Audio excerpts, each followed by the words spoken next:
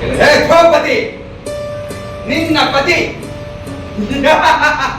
ಅಲ್ಲ ಅಲ್ಲ, ನಿನ್ನ ಪತಿಯಂದಿರು ಹೇಗೆ ತಲೆ ತಗ್ಗಿಸಿ ಕುಳಿತುಕೊಂಡಿದ್ದಾರೆ ನೋಡು.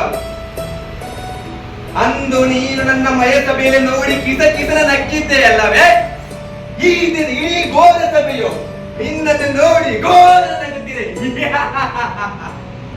ಬಾ ದ್ರೌಪದಿ ಬಾ, ಈ ನನ್ನ ಯುದ್ಧವನ್ನು ಅಲಂಕರಿಸು ಬಾ. ಕೆಲವೋ ದುರ್ಯೋಧನ ಕುರು ಹಸ್ತಿನಾಪುರದ ಯುವರಾಜನೆಂದು ಹಸ್ತಿನಾಪುರದ ಕುರುವದೆಯಾದ ದ್ರೌಪದಿಯನ್ನು ನಿನ್ನ ತೊಳೆಯ ಮೇಲೆ ಕುಳಿತುಕೊಂಡಿದ್ದಕ್ಕಾಗಿ ನಿನ್ನ ತೊಳೆಯನ್ನು ಮುರಿದು ನಿನ್ನ ಪ್ರಾಣವನ್ನು ತೆಗೆಯುವೆ. ಹಾಗೂ ಈ ಅಧರ್ಮದಲ್ಲಿ ಪಾಲ್ಗೊಂಡ ನಿನ್ನ 99 ಸಹೋದರರ ಪ್ರಾಣ ತೆಗೆಯುವ ಶಮನ ಮಾಡುತ್ತಿರುವೆ.